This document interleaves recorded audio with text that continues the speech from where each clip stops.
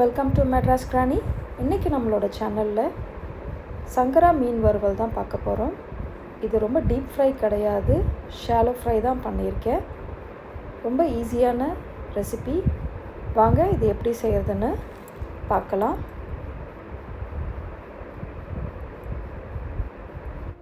இந்த மசாலா செய்கிறதுக்கு 1 table spoon அளவு காஷ்மீரி மிளகாய்த்தூள், 1 டேபிள் ஸ்பூன் அளவு வீட்டில் செய்த மிளகாய்த்தூள், 1/2 டீஸ்பூன் அளவு மஞ்சள் தூள், 1 டீஸ்பூன் அளவு கார்ன்ஃப்ளவர் மாவு சேர்த்துக்கோங்க, 1 டீஸ்பூன் அளவு கடலை மாவு, ஒரு 2 டேபிள் ஸ்பூன் அளவு லெமன் ஜூஸ் சேர்த்துக்கோங்க. தேவையான அளவு உப்பு சேர்த்துக்கிட்டு இந்த எல்லாத்தையும் நல்ல ஒரு ஸ்மூத் பேஸ்ட்டாக மிக்ஸ் பண்ணிவிடுங்க. தேவைன்னா கொஞ்சம் தண்ணி ஊற்றிட்டு மிக்ஸ் பண்ணுங்கள். ரொம்ப தண்ணி ஊற்ற வேண்டாம். பேட்டர் வந்து கொஞ்சம் திக்காக இருந்தால் தான் மசாலா வந்து நல்லா மீனோட கோட் பண்ணுறதுக்கு நல்லாயிருக்கும். இப்போ நம்ம மீனுக்கு மசாலா ரெடி ஆகிடுச்சு. நான் ஏற்கனவே சங்கரா மீன் வந்து க்ளீன் பண்ணி வச்சுருக்கேன். அதை வந்து அந்த மசாலா ஃபுல்லாக நல்லா கோட் பண்ணி விடுங்க.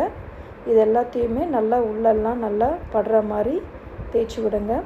ஆக்சுவலாக நான் வந்து சைடில் வந்து கத்தியால் ஸ்டிப் பண்ண மறந்துட்டேன், அதுக்கப்புறமேல் பண்ணேன். நீங்கள் முன்னாடியே மசாலா தடவுறதுக்கு முன்னாடியே ஸ்லிட் போட்டுட்டு மசாலா போட்டிங்கன்னா நல்லாயிருக்கும், நல்லா ஊறி நல்லாயிருக்கும். இப்போ ஒரு 1/2 மணி நேரம் நல்லா ஊறட்டும், மூடி வச்சுருங்க. ஒரு தவாவில் ஒரு டேபிள் ஸ்பூன்லேருந்து 2 டேபிள் ஸ்பூன் வரைக்கும் நீங்கள் எண்ணெய் யூஸ் பண்ணிக்கலாம். உங்களோட தேவைக்கேற்ப நல்லெண்ணெய் யூஸ் பண்ணிக்கலாம், இல்லை தேங்காய் எண்ணெய். நான் இன்றைக்கி தேங்காய் எண்ணெய் யூஸ் பண்ணியிருக்கேன். கொஞ்சமாக கருவேப்பிலை போட்டுட்டு அது மேலே வந்து இந்த மீன் துண்டுகளை வந்து வச்சுருங்க. ஒரு 3 நிமிஷம் ஒரு சைடு நல்லா வேகட்டும்.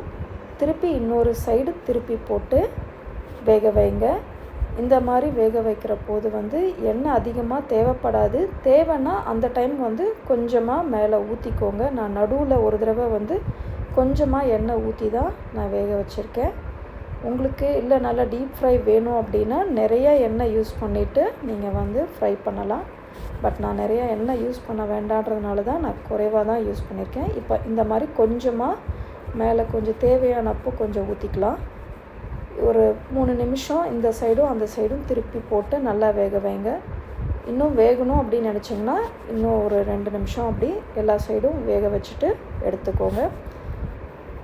எல்லா சைடும் நல்லா குக் ஆன பிறகு ஃபிஷ் வந்து ஆனியன் நல்லா ஸ்லைஸ் பண்ணிவிட்டு இந்த மாதிரி ரவுண்டாக கட் பண்ணி வச்சுட்டு அது மேலே போட்டுருங்க. இது வந்து மீனோட சேர்த்து சாப்பிட்ற போது ரொம்ப நல்லா டேஸ்ட்டாக இருக்கும்.